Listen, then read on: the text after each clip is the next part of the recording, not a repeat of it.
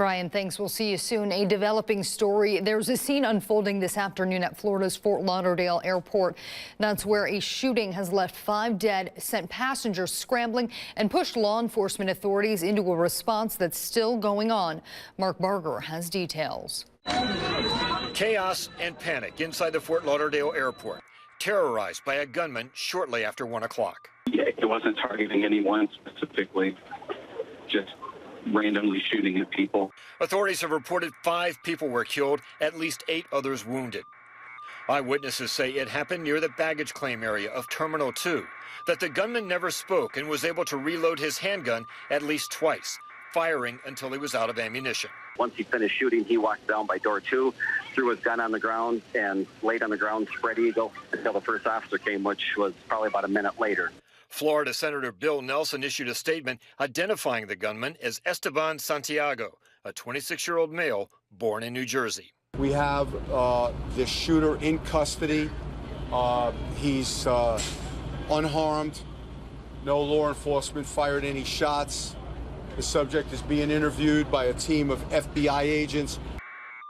But just as hundreds of passengers who had been evacuated onto the tarmac were being brought back inside the terminal, hundreds of other passengers could be seen running onto the adjacent tarmac outside of Terminal 1. Fire trucks, maybe 25 ambulances, and I don't know, 50 or 70 police cars. So nothing has been explained. People panicked. As authorities work to assess the situation, operations at Fort Lauderdale Airport have completely shut down. Mark Barger, NBC News. Now, we're just learning that NBC News has confirmed that a controlled explosion will be taking place at Fort Lauderdale Hollywood International Airport for a suspicious package that has been found. Now, the suspected shooter allegedly flew on an Air Canada flight from Alaska to Minneapolis, then to Fort Lauderdale with a gun checked in his bag. But less than an hour ago, Air Canada tweeted they have no record of a passenger by the name of Esteban Santiago or checked guns on any of their flights to Fort Lauderdale. In continuing coverage, search teams have found significant parts of a small plane that went down in Lake Erie last month. Officials in Cleveland say salvage teams found the cockpit voice recorder and parts of the tail of the missing plane this afternoon. Additional debris was also found and will be analyzed. The small plane carrying 6 people crashed shortly after taking off from a Cleveland airport on December 29th. UW-Madison student Megan Casey was on that flight along with her father and another family. Memorial services are planned for Monday near Youngstown and Tuesday in Central Ohio. In our Crime Tracker 15 report, the UW-Madison Police Department is asking for your help to identify a person of interest in a pickpocket case. Police say during the Badger football game against Minnesota, a fan noticed his wallet was missing after going to the concession stand. Shortly after his credit card was used at a nearby mall, police say this man is a suspect in the investigation. And he's believed to be driving this black 4-door Jeep Wrangler Sport on the day of the theft.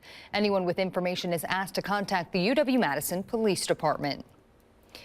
Madison police are investigating 3 robberies that happened in the Westtown Mall parking lot. Police say the most recent theft happened on Wednesday night when a woman's purse was snatched when someone opened her passenger door and took it. 2 suspects ran away. It's the 3rd incident like this that's happened in the past 2 weeks.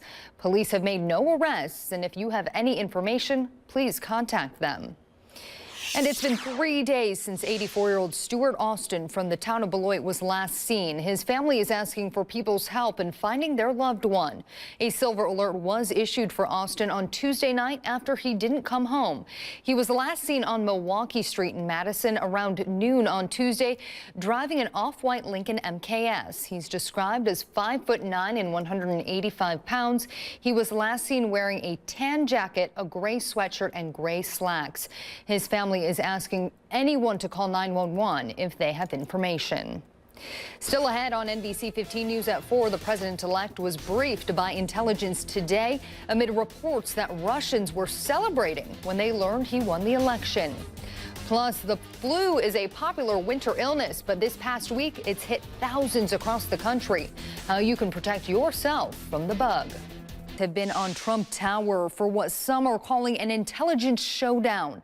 The nation's top spy chiefs gathered to give the next president the news that Russia systematically meddled with the election. Trump was briefed by the heads of the FBI, NSA, CIA, and Director of National Intelligence. And after he issued a statement saying there was absolutely no effect on the outcome of the election. NBC News is reporting that Russians congratulated each other after Trump's win. And in response, Trump has called for an investigation of NBC News and the leak of classified information on his Twitter account. SeaWorld has announced one of its best-known orcas, Tilikum, has died. In a statement, the company said the orca died early this morning, surrounded by trainers, care staff, and veterinarians. They did not announce the official cause of death. Tilikum was estimated to be about 36 years old, which the company says is on the high end of the average life expectancy for male killer whales. SeaWorld came under scrutiny after Tilikum pulled a trainer into his tank and killed her back in 2010. The scrutiny increased after the documentary Blackfish highlighted Tilikum's life in captivity. First Lady Michelle Obama hosted 50 school counselors at the White House for the 2017 Counselor of the Year ceremony. The event was her final official remarks as First Lady.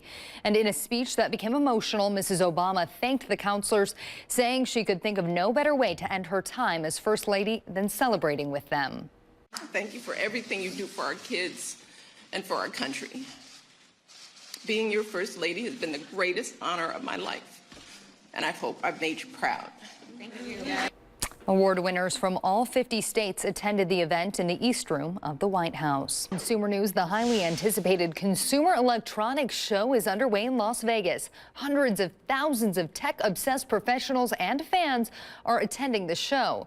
This year is all about making your life better with smarter cars, talking refrigerators, and a big screen TV that weighs less than a laptop. NBC's Jolene Kent reports. Thin is definitely in when it comes to the hottest new gadget in Las Vegas. LG rolling out what's being called a wallpaper TV for your living room. It's slimmer than an iPhone, weighs only 17 pounds, and can be hung on the wall with just magnets and screws. The new W7 TV will set you back $8,000.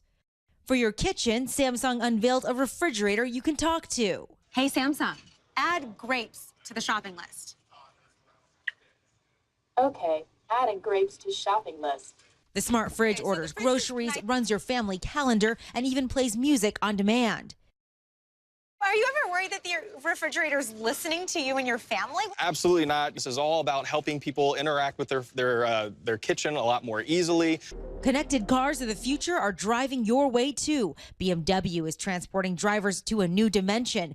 It's a holographic button, okay? Yes. Creating a futuristic hologram control panel that replaces the traditional dashboard in this sleek new self-driving concept car. When can I see a hologram in a vehicle on the market? 10 to 15 years.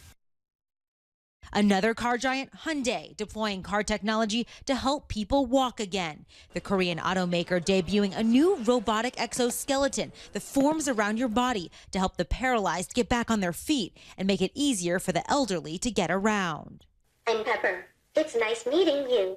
New and improved personal robots can cater to your every whim. Ever order a drink from a robot? No. Pepper takes drink orders.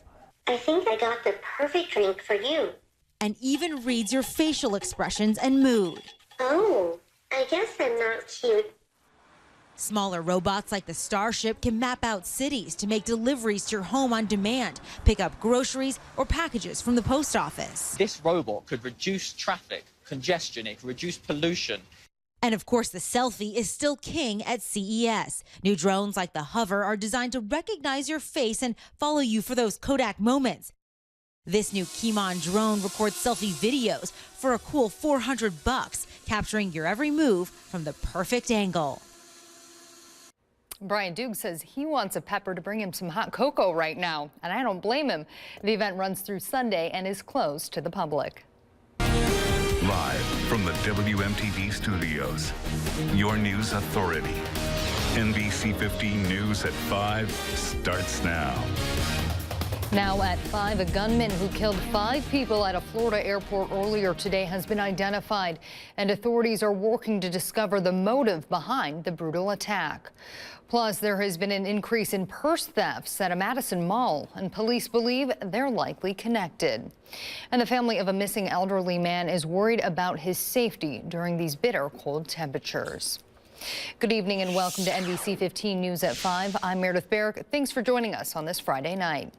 Tonight, we begin with developing news. NBC News has confirmed that a controlled explosion for a suspicious package will soon be taking place at the Fort Lauderdale airport. This comes after 5 people were killed and at least 8 injured after a shooting in the airport early today. The suspected gunman appeared to be shooting randomly into a crowd as panicked travelers took cover behind chairs. He only stopped when bullets ran out, according to witnesses. Multiple senior law enforcement sources have identified the suspect as New Jersey-born Esteban Santiago. The suspected shooter allegedly flew on an Air Canada flight from Alaska to Minneapolis, then to Fort Lauderdale with a gun in his checked bag. But Air Canada tweeted they have no record of a passenger by the name of Esteban Santiago or checked guns on any of their flights to Fort Lauderdale. Brian, thanks. We'll see you soon. Madison police say another case of purse snatching has taken place at the Westtown Mall parking lot. This is the 3rd robbery incident in that parking lot in the last 2 weeks. NBC 15's Hannah Flood joins us now with details on why police say it's very likely they're all connected. And a Wisconsin teen faces 10 counts of possession and distribution of child pornography. According to authorities, the 17-year-old admitted to looking at images of girls as young as 10 years old and trading photos of naked girls on social apps. Brittany Schmidt has more. Coming up on NBC 15 News at 5, job wages are the highest they have been since 2009. Just ahead, we'll break down the final job report of Obama's presidency. And the South prepares for snow as 73 million people nationwide face brutal winter weather. The final jobs report of Barack Obama's presidency is in. The Obama economy is ending with a low 4.7% unemployment rate. 156,000 jobs were added, which is slightly below average for the year. Wages grew a solid 2.9%, which is the best pace since 2009. And since Obama took office, the economy has added more than 11 million jobs. It's a marked improvement since U.S. unemployment reached a peak of 10% in October 2009. In Japan, a life insurance company started to introduce artificial intelligence into their processing work. The system, known as Watson, is made by IBM. The technology is intended to read medical certificates and factor in the length of hospital stays, medical histories, and any surgical procedures before calculating payouts. The company Fukoku Life said that about 34 employees will be replaced by the technology by the end of March. Just ahead on NBC 15 News at 5, SeaWorld is in the headlines again, and this time it says goodbye to an important part of their family. Theme park SeaWorld announced one of its best-known orcas, Tilikum, has died. In a statement, the company said the orca died early this morning. The company did not announce the official cause of death, pending a necropsy. Tilikum was estimated to be about 36 years old, which the company says is on the high end of the average life expectancy for male killer whales. SeaWorld came under scrutiny after Tilikum pulled a trainer into his tank and killed her back in 2010. Last March, the company announced they would no longer breed orcas, making the whales currently at SeaWorld the last orcas under human care. Live from the WMTV studios, your news authority. NBC 15 News at 6 starts now. Now at 6, the search continues for a town of Beloit man as authorities take to the skies to find him. Plus, the cold weather is causing dangerous ice conditions, and one mother is concerned for her children's safety. But first, Wisconsin State Patrol has a helicopter up in the air searching for a missing town of Beloit man over highways 51 and 213. Come nightfall, the National Guard will take over with their Black Hawk helicopter.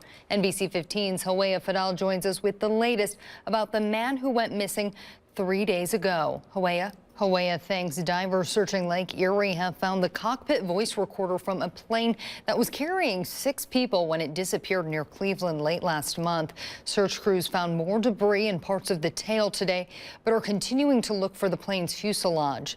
UW freshman Megan Casey and her father, along with another family, were on that plane. The group was flying home from a Cleveland Cavaliers basketball game. The temps have been in the single digits the last couple of days. Let's send it on over to meteorologist Brian Dukes. Brian, is there any warmer weather in our future? Please say yes. Yeah, there is, Meredith, but it's going to take a couple. Brian thinks a rural Wisconsin bridge notorious for being icy is now safer thanks to one woman's Facebook post. NBC 15's Syra Onwer explains why it was so important for her to make the bridge less dangerous. Syra thinks a Chippewa tribe in Wisconsin is calling for 12 miles of pipeline to be removed from its reservation after 64 years. The tribe says they want to protect their land and water from oil spills. The Bad River Band of Lake Superior Chippewa's Tribal Council approved a resolution yesterday refusing to renew easements for 11 parcels of land along a section of Enbridge's Line 5 pipeline. Enbridge says the tribe and the company have been negotiating renewal of that section for 3 years. A timber company subsidiary looking to build sand processing facilities in western Wisconsin is promising to preserve and restore about 375 acres of wetlands on one of the sites. Meteor Timber wants to build a sand mine in Jackson County and a sand processing plant and railroad spur in Monroe County. The project would eliminate more than 16 acres of wetlands. The company says it has amended its DNR permit application that calls for preserving about 320 acres of wetland and restore another 58 acres of wetland on the project site. Governor Walker is getting serious about cream puffs. Walker said today he will propose $6 million to expand and renovate the Cream Puff Pavilion. That's at the State Fair Park right outside Milwaukee. He says the money will come entirely from private gifts. Walker will include the proposal in his capital budget next month. Coming up next on NBC 15 News at 6, a house fire and freezing temperatures leads to road issues for drivers. We'll tell you how the two incidents are connected. Plus, the Packers are getting ready for the big championship, and so are their fans. Firefighters battled a house fire on Wausau's north side in the extreme cold. Crews were called to the home around 4 this morning. 2 people were inside the home at the time, but they got out safely. But the battalion chief on scene says extreme cold did create more problems near the scene. So with all the water runoff from not only fighting the fire, but keeping our water moving through the trucks and everything else, we had a lot of water going down the roadways. Water quickly iced over the roads, but employees with Wausau Public Works helped salt and sand them. The cause of the fire is still under investigation. Postseason fever has hit. Demand is slowly rising for tickets and North Division Championship gear. The Packers Pro Shop has more than enough Hold the North 2016 Division Championship tees to go around. Sideline caps are also a favorite. We should see around 600 of the caps. We will initially not be putting any limits on them, and we will see more of all the other merchandise as well. Ticket brokers have also gotten much busier since the Packers defeated the Lions last Sunday. Ticket King has about 200 tickets available for now. Coming up after the break, several robbery investigations at a local shopping mall has Madison police sending out warnings to women. More coming up. In our Crime Tracker 15 report, the UW-Madison Police Department is looking for a pickpocket suspect who was caught on camera stealing at a football game. Police say during the Badger football game against Minnesota, a fan noticed his wallet was missing after going to the concession stand. Shortly after, his credit card was used at a nearby mall. Police say this man is a suspect in the investigation, and he's believed to have been driving this black 4-door Jeep Wrangler Sport on the day of the theft. Anyone with information is asked to contact the UW-Madison Police Department. An East Washington apartment complex is now without 7 air conditioners. The items were stolen around 7 a.m. Wednesday morning. Each is valued at about $2,500. This is the 3rd time something like this has happened at the complex. A witness reported the thieves were driving a dark-colored pickup truck. Madison police are searching for the man who robbed a sandwich shop. According to investigators, the man was wearing a mask when he entered Melio's Subs on Easttown Boulevard. Wednesday night, he took cash from the register and ran off. Madison police are sending a warning to women after 3 purse snatchings happened in just 2 weeks in the Westtown Mall parking lot. Police say they believe all of the thefts were committed by the same group of at least 2 men who could be teenagers. NBC 15's Hannah Flood has more on what you should look out for to keep your belongings safe.